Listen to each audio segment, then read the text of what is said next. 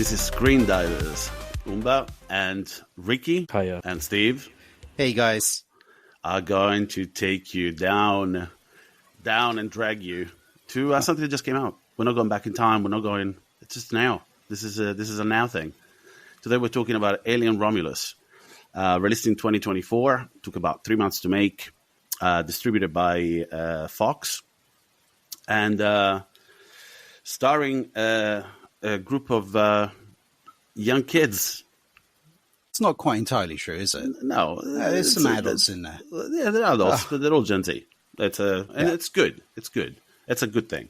So we got Kaylee Spaney, David Johnson, Archie Barneau, Isabella Merced, aka Dora the Explorer, Spike Fern, and Eileen Wu, directed by Fede Alvarez. And I think it's in order to do an overview. Ricky, what's this movie about?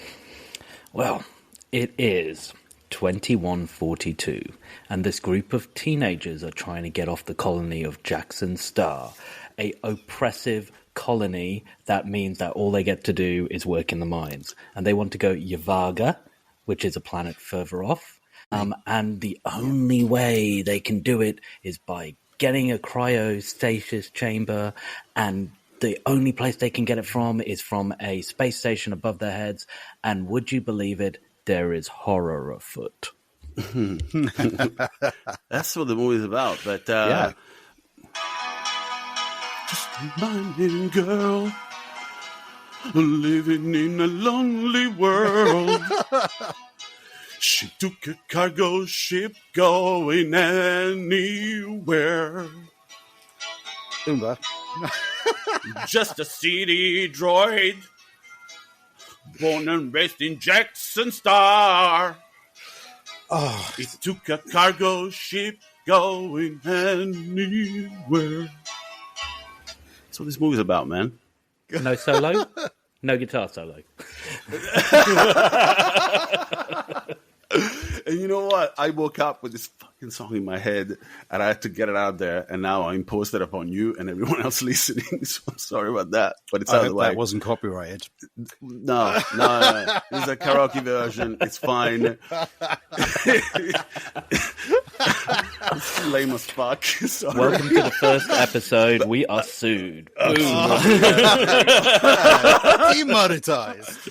And you know what? I tried to do a deep dive on this as well, and my mind exploded over and over. Not only the rest of the song, kind of, shadows, searching in the night, rah, rah, rah. And then if you look at the cover of Escape, please, if you got a tab open, go and take a look at the cover of Escape, which this was one of the songs in that album, 81 or 82, whenever it came out, by Journey. Look at the cover. And if you're listening to this, you should look at the cover as well. I'm looking. Is it the one with rainbows all over it? I can't. No. There's a reason why. You can see the like a 1970s version of the Corbelan 4 there. Yeah, you see it. Oh, yeah. Oh, yeah. Oh, yeah. Oh, yeah. Yeah? Oh, yeah. Oh, There's something about yeah. No, there's something about that cover that screams like prolapse. Really? Oh, God, man. That's definitely in theme with this movie. All right, sorry. my Steve, God. you were you going to say something? Because Ricky was doing this overview and you went, can I? What is it? Yeah, well, I did say it once. So, the name of a planet she's trying to escape to. Has anybody done a translation of it? Of Ivaga? Yeah.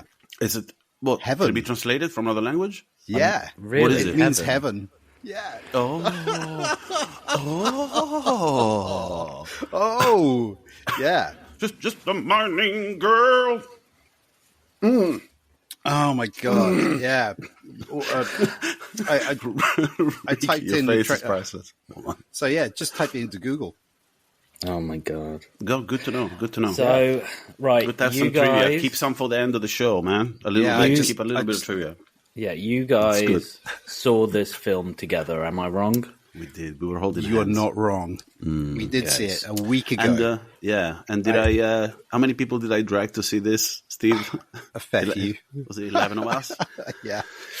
I mean, most people enjoyed it, but most people can walk out of a movie and go, that was entertaining. I walked home and I wasn't, as conflicted as I was the first time I watched Prometheus, but I woke up in the morning and I had some gripes.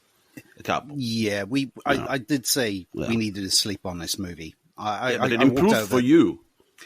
It improved from a stylized standpoint. There were production notes which were, it was set in that universe and it was done very well. I will say that. I did have some gripes on some of the situations, but we'll talk about that later. Yeah. And just a disclaimer for whoever's listening that are not close friends. Please just remember that this universe, this is the 9th installment in the Alien saga. This is a universe rich with lore. We are bound to miss something, to skip something, or to get something wrong.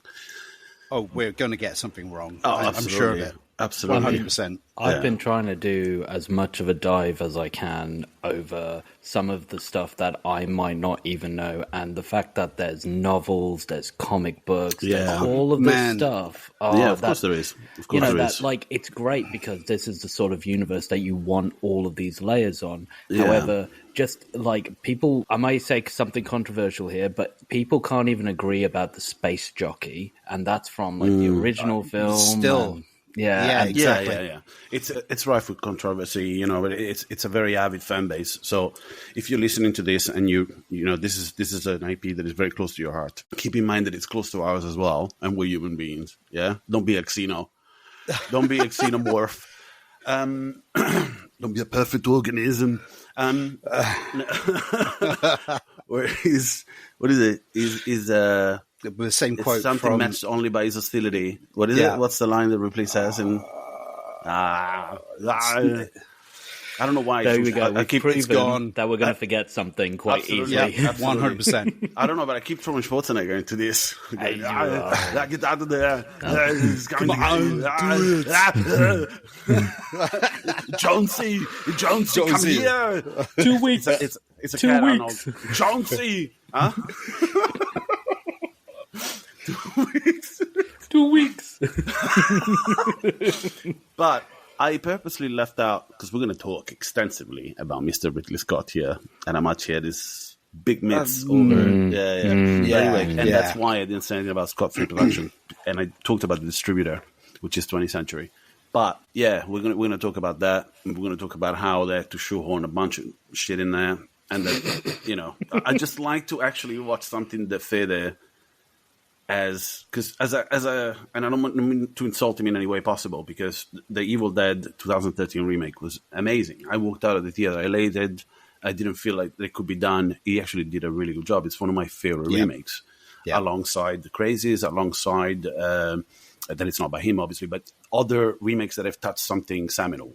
Like even Zack Snyder with Dawn of the Dead. Dawn of the Dead. That's actually But at the moment, the other thing I still reckon his best movie. Yeah, absolutely. It's a difficult task to make a good remake. It's very, very difficult.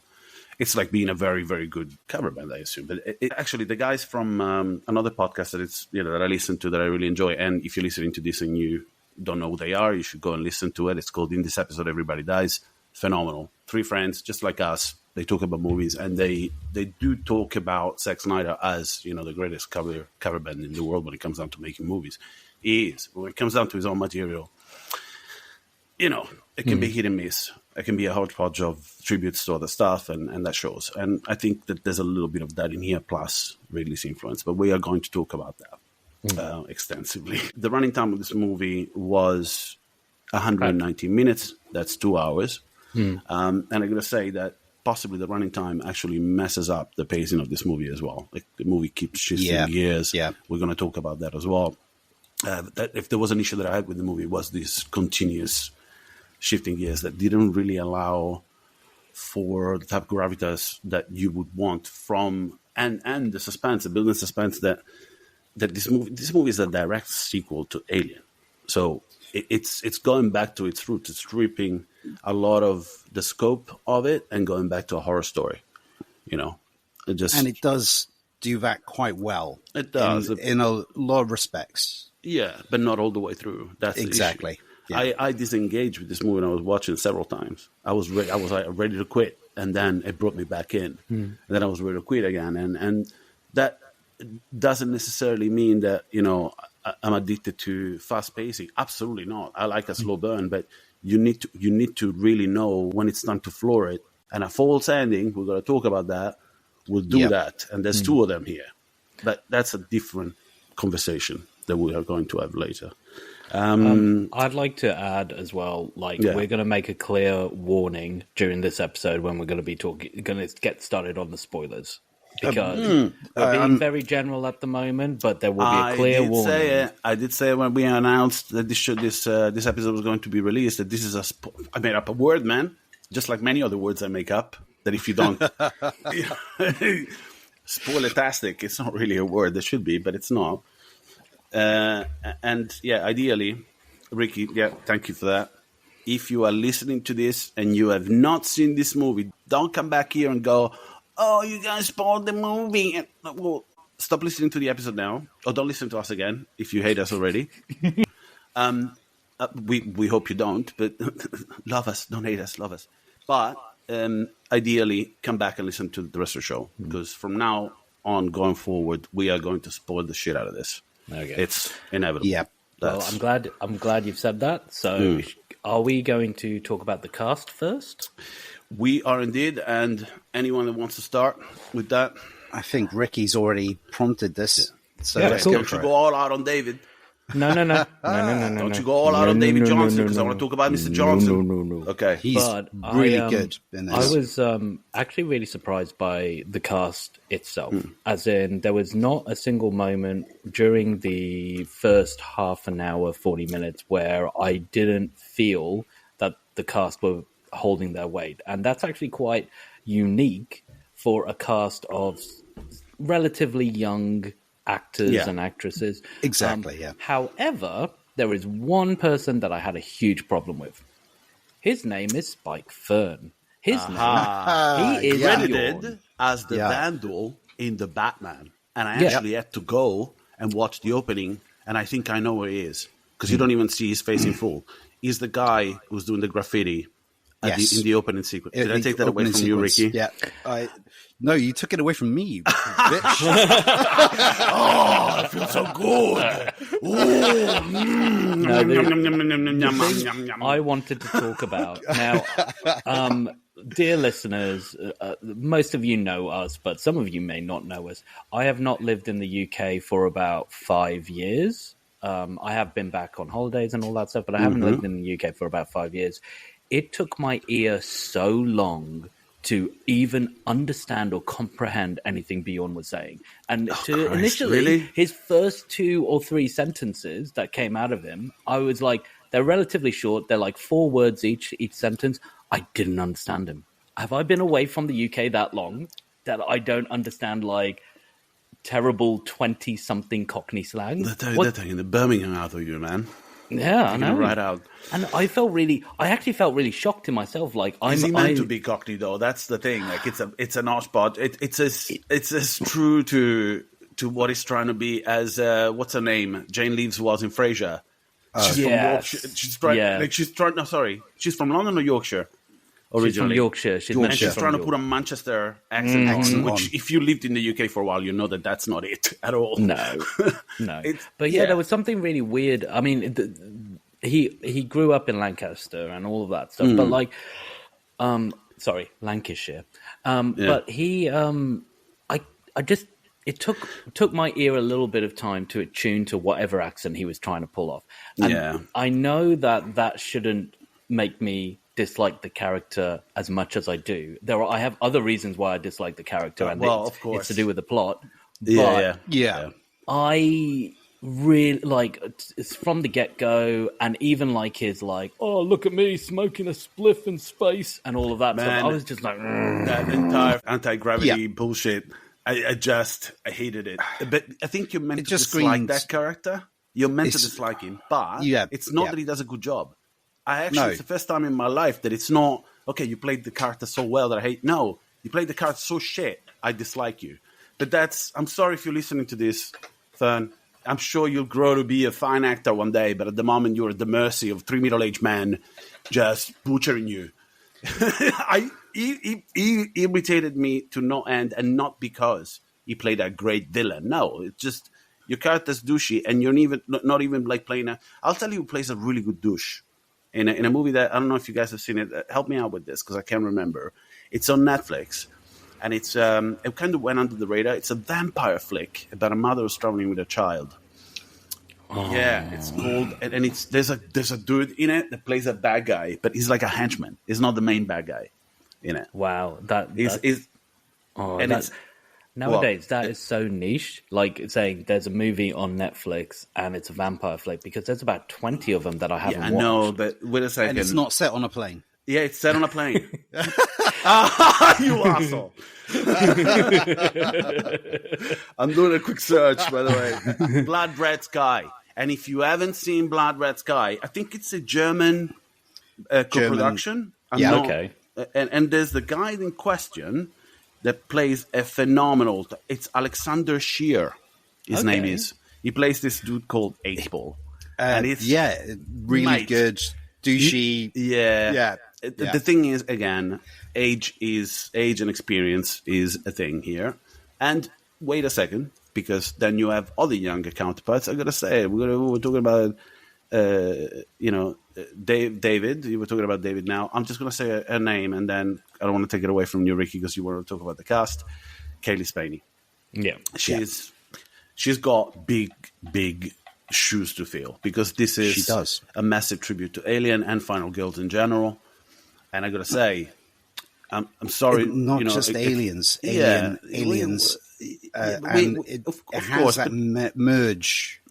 Yeah, it does. But once again, Ripley is the ultimate final girl. You could say that she's one of the originators of this.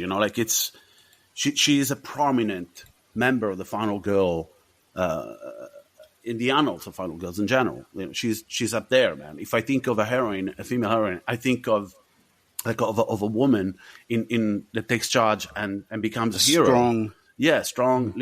I think of Ripley, it's hard to match. Sigourney Weaver was only 29 when she did that, and I had to check. First leading role. Yeah, I had to check. And by the way, Ripley's meant to be her age as well, which is a good move. And I think it's a good move for this character as well. I actually thought the filming took much longer, but casting probably happened way before the production of this movie. And at the time she was casted, she was probably 22 or 23. She's 26 now. The movie took 3 months, which, by the way, 3 months, man. Only 3 months. And imagine having Ridley over your shoulder going, no, you should do this, you should do that, whatever the fuck. At one point, I'm pretty sure I saw pictures of Fede. With Ridley Scott over his shoulder. No. Yeah. He was grilling Uruguayan meats and stuff for the cast, for the entire cast. Yeah. He was doing a regular barbecue, and I'm pretty sure it's because so he didn't have to leave the studio. It's really probably outside going, where is he? I want to talk to him. So it's like, no, we're not ordering in. It really may just fucking dress up as a pizza boy and come in. So I'm not opening those doors. We're grilling in here. Yeah. I mean, this isn't her first major film. She's been in Civil War recently. She was in Priscilla last year. And also she's been in good TV shows like Mayor of Easttown. And she was in the remake of The Craft, but let's just skirt over that. We don't talk about that. Yeah, we don't. But actually, Civil War is also quite problematic. That's a different story. Maybe we can do an episode on that in the future. I think we might have to. I watched it on the day of release in the cinema. Yeah, it's a terrible fucking movie, mate. But it's not a terrible movie. In my opinion, it has its flaws, a lot. And I'm very disappointed in Mr. Garland. I gotta say.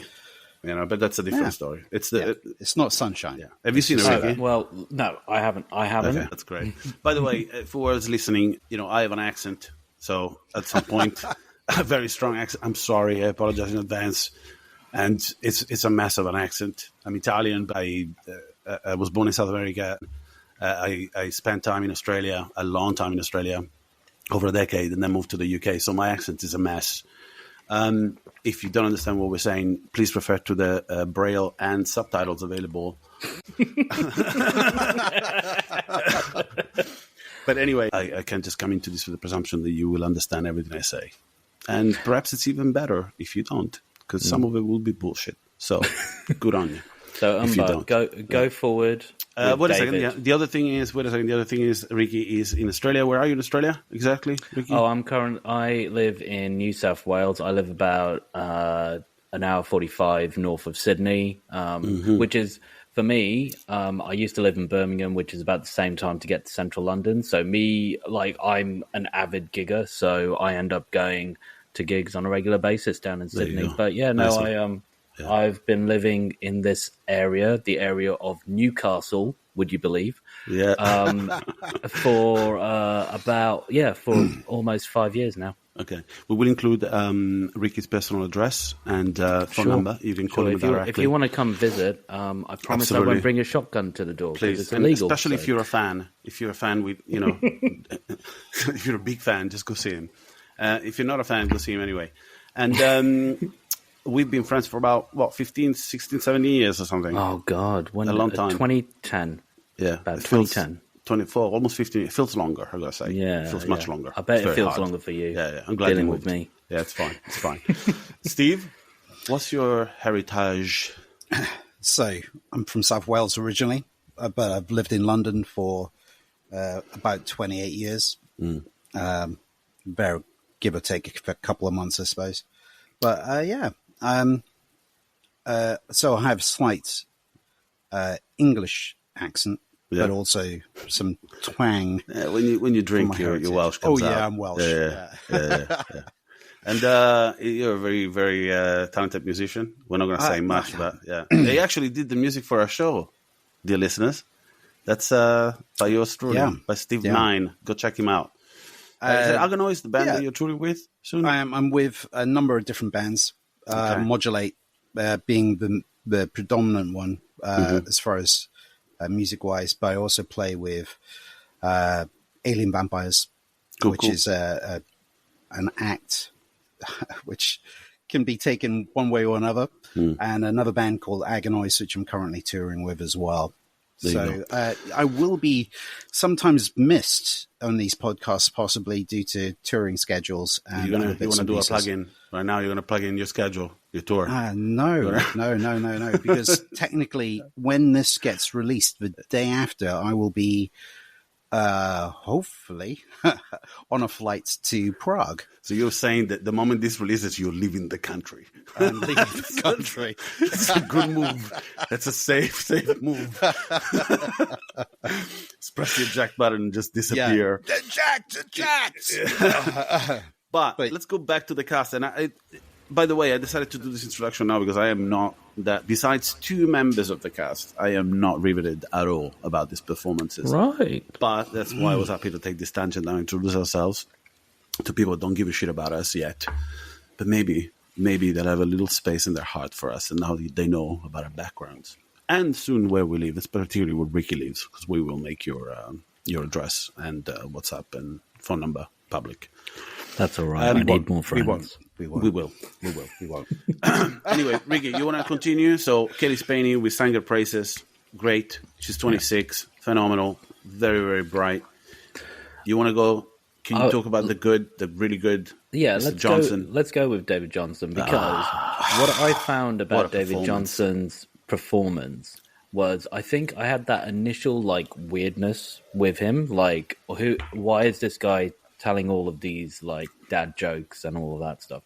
And then a pivotal scene happens quite soon after that where you find out, Andy is very spot on for a name. I mean, I can tell you straight away, I actually leaned forward because Steve was sitting past Anne, and I looked at him, but I then felt bad for doing that, because I felt instantly bad, because I thought, who is the idiot? And apologies if you are that idiot. I hope you're not. But if anyone that has watched this movie didn't instantly know that he's a droid, then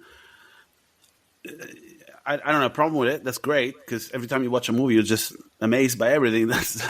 You must be amazed by everything. But the moment he came on screen, I knew instantly.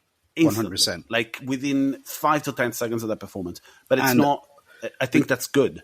That's a good thing on David Johnson's part as an actor, because he could have been slightly disabled or have like intellectual or physical disability that led him to have that stammer. May have been like neurodivergent of some sorts. Yeah. So my key kind of situation is I stayed off the internet for this movie. We all did. Do you remember? You in particular, you had a plugin installed on your phone. Can you tell people that they can do this? By the way, because I didn't know. There's a plugin you can install which What's will it called? basically... Just plug it in. God. I haven't plug got in the plugin. I have not got my phone with me. I will get that information and we'll put it in the comments later. It doesn't fucking exist, doesn't it? It does. You just exercise self-control. It's a Google plugin.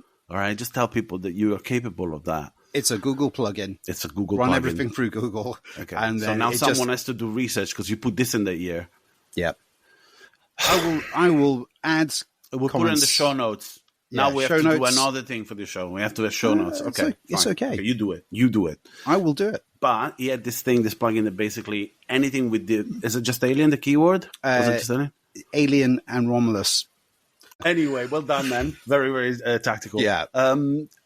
The other thing as well, this is completely true. We had one of the hardest things, for me in particular, to do, to just shut up about something. We collectively, the three of us, agreed that it was your idea, Ricky, to have a self-imposed embargo. Yeah. So we were not going to talk about this movie. So this episode, guys, is going long. This is going to go long. So hard not to talk to you about it yesterday. My God. We were in his kitchen, and at one point I said, so listen, just for the show, is it, can I say hyperspace? Oh, no, that's Star Wars. And the moment, obviously, then we realized that you can say hyperslip because it's part of this lore. Yeah. But hyperspace cannot be used. Yes. The question I posed to him was, what do you call breaking atmo? Which is a Firefly expression, by the way. What do you call breaking atmosphere? Like when you break the atmosphere in the alien universe, it must have featured in one of the movies for sure. And I did a search online. I couldn't find a particular definition for it. But they do break atmosphere in Alien. And they they're get doing the this damage. As well. Yeah. Yeah, but there isn't like a terminology that is used or... And even when the colonial marines break atmosphere in a dropship, they don't mention it either. They just say they're in the pipe. Yeah. That's true.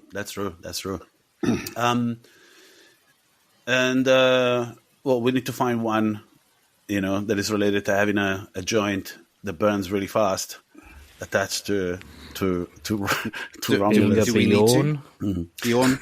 By the way, sorry, before we continue with the cast, there's one thing I did say. I grew up in Rome, and when I saw Romulus and Remus on the side of the ship, it all came flooding back, and I just wanted to have a little bit about the mythology of it all. And I thought it was clear-cut. It's not. Things have changed quite a bit. Apparently, there's 3 schools of thought, because there's been a lot of studies made by archaeologists and historians about the tale of Romulus and Remus. It was clear-cut growing up. It was about Romulus and Remus basically fighting over where they were going to build Rome. And then in the version that I got the really like Old Testament version, almost. The really violent one, which is it's proper fratricide, where Romulus kills Remus. But it's in my head, it was like a proper, like he lifts a stone over his head and just, it's not just by accident. No, they sent his... Careful, because if you have a version of that story, there are many. The core of it running through was to overthrow a tyrannical king, but ideally, and it's a story of revenge, but it's how they went about it. Because technically, the parable here, or the analogy, in regards to the station, to the Renaissance, and why those names are there, it's rife with symbolisms. One of the things I did notice on the where you see the spaceship, not spaceship, I will say the station, yeah, the space station, or whatever you want to call Romulus and Remus have 2 separate dates. I noticed that they had 2 different dates on either side of them. One of them was a more important part of the ship as well. Exactly. They assumed that civilians were probably expendable, so they would have been in the Remus side. Because there's a dystopian kind of vein running through this movie as well, obviously. There is. When it comes to Jackson Star, as mentioned by Journey many, many years ago, or, in one of their songs. Don't Stop Believing. Oh, you just got to talk about your cover of Journey there, right? Yeah. It's not my cover of Journey, man. One of the things. It's our cover of Journey. Oh wow, you're putting. Wow, thanks for the responsibility. All of us, mate. Thanks for the responsibility. If we don't end this show cueing the karaoke version of "Because I Want People to Sing" on top of it, please at the end of the show stay for that, because we'll put it in there and sing your own version of Alien Romulus. Just no. Just no. Okay, fine. Yeah. Back to the cast. Oh, are we going back to the cast? Yeah, I interrupted you. David Johnson. Can I add a tiny bit to what you just said there? Of course. About the whole theme of family and disruption of family and overtaking and all that stuff. It's really interesting because today I was talking to Sal about because I was very much like, do I remember the whole of this film? And there was actually a few family ties that are brought into this film and kind of weave themselves through the plot. Yeah. One of them actually gives enough exposition to try and sympathize with the guy that we all ate. His mother was locked in. She was locked into one of the mines. But there's by a more droid to that that. had to enact some safety procedures. And it was so short, and it's like, okay, thank you. No, it's not enough. He's being a douche for no reason. No, that's the exposition we were given. By his girlfriend, by the way. His girlfriend, Navarro, is his girlfriend. I know. We'll talk about that later. We'll talk about that later. Yeah, we'll talk about that later. Because I think there's an entire sequence that was actually missing from this movie. Yeah, but and I think Navarro died too early. She died. Alison Wu? Is that her name? Eileen Wu. Yeah. She's a director. She's credited as a director online. Nice. I was surprised I had to look it up today. I didn't do a deep dive. Well, she made a bunch of shorts, but I kind of like the fact that she wants to be known as a director more than an actor because it shows promise. You know what I mean? And also they killed her off too early. I wanted to know more about Navarro. Well, we'll talk about that in a second because that was one of my big problems with this film. Captain Floor stuff with this, for sure. Yeah. But anyway, but we were talking about David Johnson and his portrayal of Andy. I've got to say, has got to be the best character arc of this film. 100%. The character of Andy at some point goes from an android that has a lot of issues and doesn't even talk to his own motherboard properly to being slightly fixed. And he gets to play two roles. Yeah, for an actor, that's gold. Being fixed. And I tell you what, that one scene where they put in the implant that fixes him. Yeah, and the eyes roll back. The eyes roll back, and he stood in a almost like Christ-like pose with his hands up, staring off into. I have to tell you, from a with the Wayland Utani symbolism in the eyes. I love that. But that highlighted something for me. My brain started dissecting shit as I was watching it. You may disagree with me. If there is one technical aspect of this movie I have a problem with, is blocking. I didn't like the position of the actors in that. No. Obviously, because you have the main subject being frozen in time, it kind of highlighted it for me. And then I started spotting it. The blocking is a bit sketchy in this. And I think that's down. Blocking takes time, dude. It's a thing that takes so much time in the process of filmmaking in general. And I think shooting in, 90 days? Yeah, that's fast, dude. For a movie like this, it's a 70, 80 million movie. But was it blocked to make it more claustrophobic? That's what we got to look at. Yeah, I know, but when you put someone in the center of the frame, you still need a level of symmetry, particularly for a sequence like that. That's true. Very stylized. Yeah, it was very stylized. Yeah. So I was it had the Evil Dead crane shot.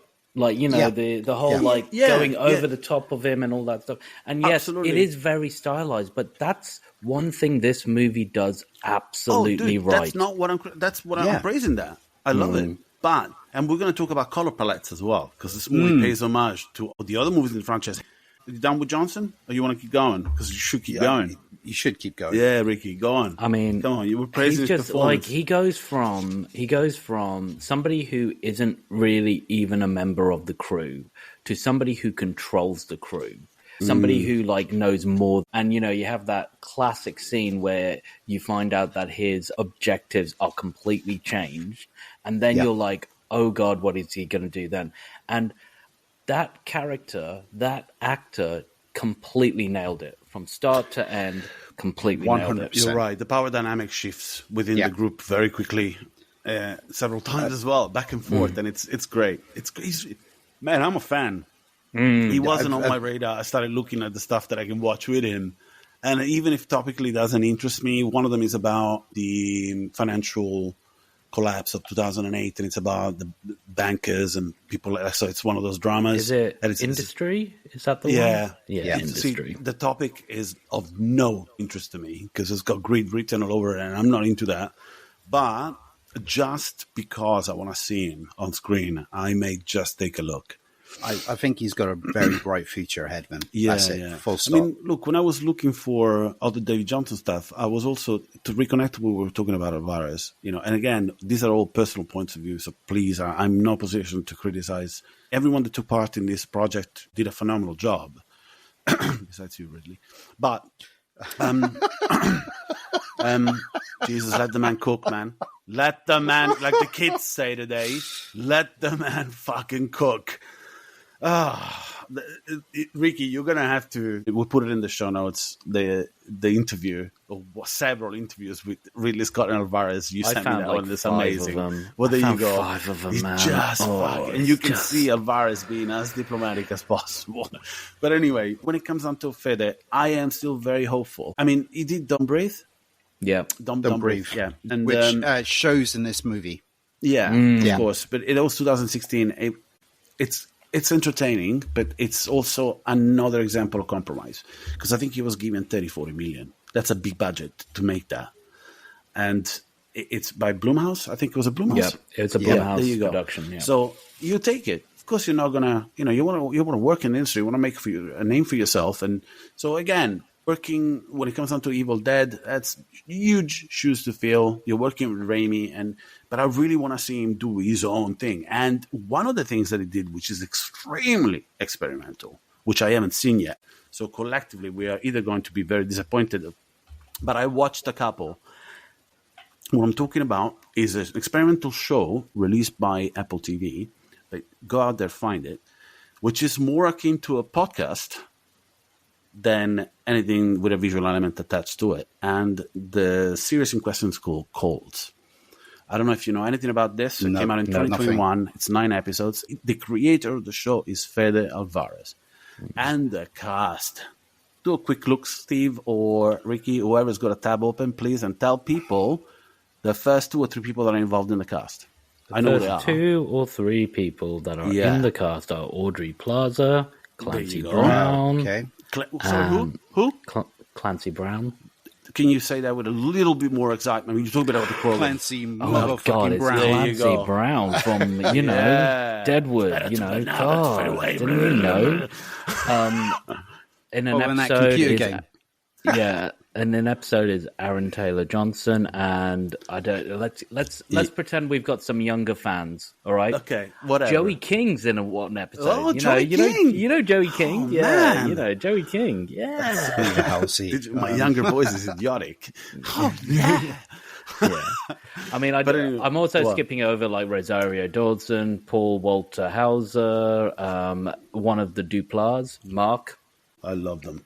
Oh, Nicholas Brown Creep 1 and 2. Creep 1 and 2 are great. I love Creep. Love Creep so much. Amazing. Creep 2 was so good. Amazing. Nicholas Braun from Succession, and Nick. Oh, to the younger audience that are listening to us, of course they are. Nick Jonas from the Jonas Brothers. Oh, there's a video element to this, so that you guys know we're using a platform that allows us to look at each other when You're we never when we going to see record. the videos. Yeah. Oh my God, no! You're never gonna. We're drinking whiskey. We're all oily, and I'm in my attic. I'm ready for bed. I've got my curlers in. I look like something out of Greece. I am very oily today. I am more oily than usual. So okay. Have we? I can do that, right? I can do the the stereotypical you Italian. can do that on yourself. I yeah. do that Sure, every day. sure you can. I do that 24 hours a day, every day. Would you allow us to do it too? Can we join in on that? I am very sad because I cut out of the carbs lately, and I cannot have a pizza or pasta, and I'm very, very sad. But I am. You will win. Let's go! Let's go. Yeah, Mario. I'm tossing a banana behind me. Fucking banana peel. Okay. Speaking of young people, I'm a huge fan of Caitlin Dever. And if you don't know who she is, because I think she must be in the same age group as Spaney. Spaney. I don't think she is anymore, mate.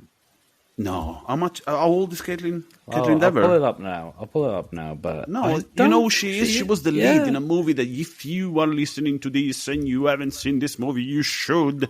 The movie in question is No One Will Save You. Oh, sorry. Yes. One of my favorite films of last year. And she is the lead. So there's a lot of talent in the Gen Z generational bracket. Yeah. There's so much talent coming out. I think Kaylee Spenny falls under the same category. But this movie actually was recommended to me by another podcast, and the man behind the podcast is George. Phenomenal voice. If you guys are listening to this, and Mr. Horror Weekly, oh my god, it's so good. Oh my god! Why are you wasting your time listening to us? Just stop listening to this. Oh, thanks. I know. Thanks, I don't give a shit. This is for us. If you only watch this film for any reason, just watch it for David, and that's a good reason to watch it. But oh my god, going other ways. Yeah, back to the movie. So Alien Romulus. Just move along. Alien Romulus. Sorry. David Johnson, Kaylee Spaney. We're not going to talk about Fern, whatever. And I think we're about to move away from the cast, by the way. Fern. Yeah. Yeah. Well, sorry, what? Spike Fern. You know what? If he actually picked that name himself, double douche. All right? Double douche. What is it? What's it called? It sounds like a Beano character. No. It does, actually. For our friends in the States, could you please, in a few words, describe what Beano is? It's like a Dennis the Menace comic, but with like British sensibility. So everything ends in a fart joke or in like booger humor. British sensibility and fart joke next to it, which is pretty much exactly what it is. Let's talk about aesthetics. All right, let's talk about the look. Let's talk about the love. Let's talk about if David Johnson's the best thing about the cast, I would say the aesthetics are the thing that keeps you going through this whole movie. God. I'm going to tell you what. I'm going to go get myself a whiskey and you guys start talking about it. I'll jump in. Go. Right. Okay. Go for it, Steve. I can't believe he's doing this right now. I know. This is meant to be like the episode that is the most professional, right? The first one. Right. Yeah, it's just completely broken down into the same old bullshit. God. It's not what you think. It's not what you think. So, Steve, tell me about something about the aesthetic. One of the things I noticed straight away, as soon as the movie starts, we're thrown back to the Nostromo, but we're seeing it from a point of view from a probe ship. I think this is a remote droid ship. One of the key details straight away is the throwback. The probe is actually called Echo Probe 203. And it's in the same curved, stylized font style that the Nostromo was done from 1979. So you instantly get the typeface, this mindset, and it takes you straight back to Alien. One of the key things with this movie was I deliberately sat down to watch Alien the day before viewing this movie. So pretty much I went in with the artistic and, oh my God, Alien and its production design was amazing. One of the key things which Ridley Scott, did very well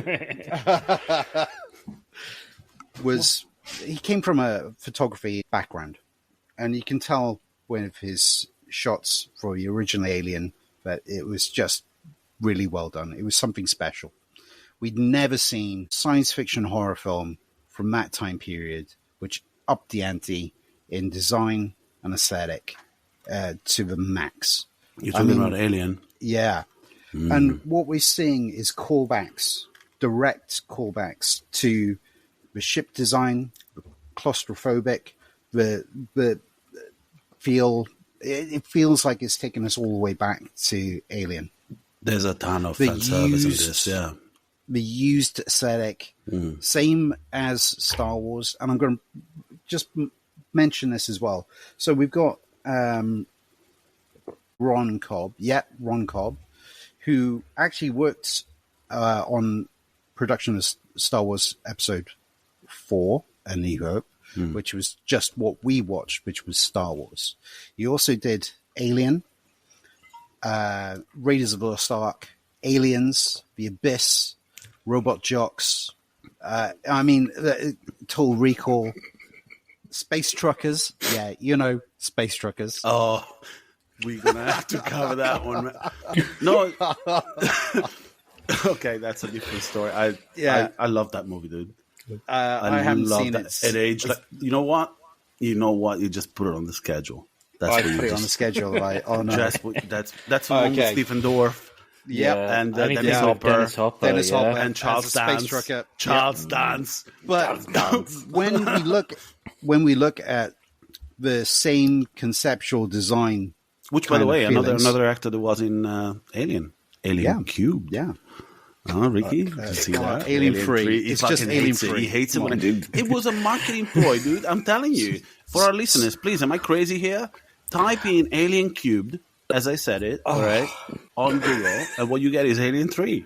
So that's what it was. It was marketed as that because it's a little 3. It's a little 3. As I said to Steve, I would rather you call it Alien to the Power 3 than Alien Cubed. All right? Oh my god, anyway, man! But listen, Steve was actually being very beautiful and coherent about the set design. Steve was being coherent. I'm sorry, Steve. Yeah, it makes a change. I know. Jesus Christ. Okay. I've only had the one whiskey at 10:30. Oh my god. Neither of you are driving, right? Neither of you are driving. Don't take him away from this beautiful world of coherence. It was really beautiful. Yeah, go ahead, Steve. So what we're seeing is this design aesthetic, which is played through from the original Alien into this, and also Aliens. We've got moments of the same design aesthetic from Aliens, which also he worked on. So, but we're seeing the Echo probe. We're seeing the information which is being pulled through. Yeah. And one of the things I caught straight away when we see the hull of the Nostromo, we actually see just before that it goes the Zeta Reticuli system, and we instantly know as Alien fanboys and aliens that is the same system that is LV-426. I know that we'll get a bit of a kick out of this. Nostromo's actual code was 1809-24609. Right. But it's the fact that this is a different system and we're calling back to LV-426's absolutely actual Zeta Reticuli system, which exists. It's I can't remember. I think it's like 3.6 light years away from us or something. But which was and it was again referenced. That whole 3.6 light years was actually referenced later on in the movie as well. Absolutely, I called the fan service. I didn't mean to insult Fede. I think coming from him, actually. No, I mean, coming from him, it feels like it's from the heart, really. Like it feels like this is like homage. Every single bit of that design choice has been done properly. Yeah, I mean, absolutely. Even when we get to the colony, which is Jackson's Star, we're seeing Hadley's Hope as it probably would have been. Even going on about just the look of the colony, I know that in Aliens, especially if you watch the director's cut, you actually see an active human colony in the future. Yeah. But this is actually the first time for, a cinema cut, that you actually see what people have to deal with being under this nouveau future. And what's really great about that is that it's dirty, it's dark, it's grimy, everything's grimy, everything is like people are dying due to Lyme disease. Lyme disease, and the whole it's dystopian as fuck, dude. Yeah, as usual. I wouldn't expect anything else. Like, and the whole like subplot line of like and it's done in written text, like old school and all that stuff. How many hours of daylight does this colony get? Zero. Like, absolutely. And you can tell as soon as she gets into that spacecraft and goes up above the cloud line and sees the sun of the Navarro planet for first. When she's standing over the cryopods. That's a beautiful shot. Again, it's beautiful. Weird blocking, but it's a beautiful shot. No, I'm telling you, it was with my head in while I was watching the movie, dude. Jeez. Yeah, I'll tell you why. There's something about this movie. I think it was a conscious decision to keep the scope of the film smaller. There was there was a claustrophobic look to it, but in Alien, everything looked wider. Here, it really looked constricted. No, Alien had a lot of LV-426. But wait, let me finish, because I think it's got to do with the fact that a lot of the shots happen on the Corbelan 4. Corbelan 4, yeah? Yeah. Corbelan was a character out of a famous novel. And I'm looking through my notes now, because obviously I'm putting this factoid out there. Factoid. Fucktoid. It's a sex toy from the future. Fucktoid. Yes, it's a. that's actually very novel of you. I think we need to keep that. I think that's going to be a thing that we're going to keep using for factoids. Factoids. Joseph Conroy's 1904 novel Nostromo. Which is a callback. Thank you. Which is a callback. So the Corbelan 4 is a much, much smaller ship than the Nostromo. It's a cargo ship, but it's a tiny, tiny cargo ship compared to the Nostromo. So I get that the scope of the shots is smaller because you're meant to get this claustrophobic look all the way through. But the problem is that in Alien, that claustrophobia was enhanced by the suspense of the sequence. And here, it's kind of pervasive. It's all the way through. And I didn't particularly like that. I understand the choice. So one of the key things we've got to take away from this is that we don't have the suspense at the beginning. Well, we don't, not in the same way. We're given exposition at the beginning of this movie. Yes, we have to kind of work our way into the situation that these characters don't know what they're getting into. They believe the scope, the fact that Alvarez has set up as well with the cameras in the ship. So one of the first things when they turn on the engines and go through the checks, they show you the key areas where things happen. He sets that up very well. Well, yeah, Navarro dies in the fucking cockpit. Yeah, that's the chest-busting thing happens in the cockpit. Yep. And then the cargo, and then the corridor, the exact corridor with the cocoon. Yeah. So in fact, Navarro, because obviously we're not spending enough time with her, which is a shame, like Ricky said earlier. I wish we did. Because one of the things, and I'll tell you another thing that bothered me about this movie after this. Navarro is the pilot. She's the pilot. She's relatively skilled for her age as well. And she dies so the suspense is fueled through that sequence by the fact that she's dying, and we know for a fact that she's going to have to be present to make things work later, because without her, they have no pilot. Mm-hmm. So it's that's one of and that's why it happens in the cockpit, I think. Yeah. So narratively speaking, that sequence works for that reason, but it's too practical when it comes down to the structure of the narrative. It's a little bit, it services the story to a certain extent, but they killed it off too early, man. I really think that the whole thing is, and I want to talk about this later, and I've earmarked it with you guys as well. The whole thing of this movie is that there is so many homages going on, or homages, or whatever you want to call it, that, for example... Fromage. Because some of them are a little bit cheesy. That's a spoiler. That's a spoiler. No, that's a spoiler, brother.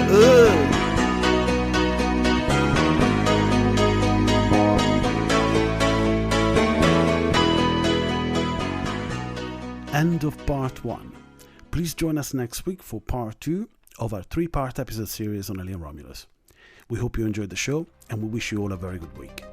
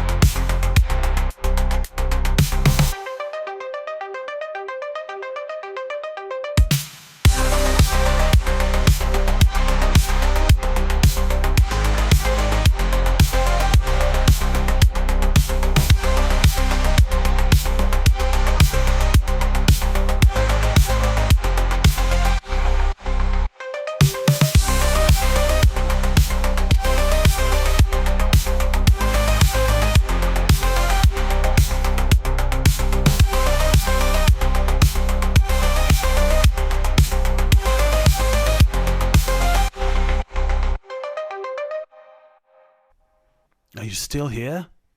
Well, if you are, you danced, didn't you? It's a hell of a show tune. That's by Steve 9.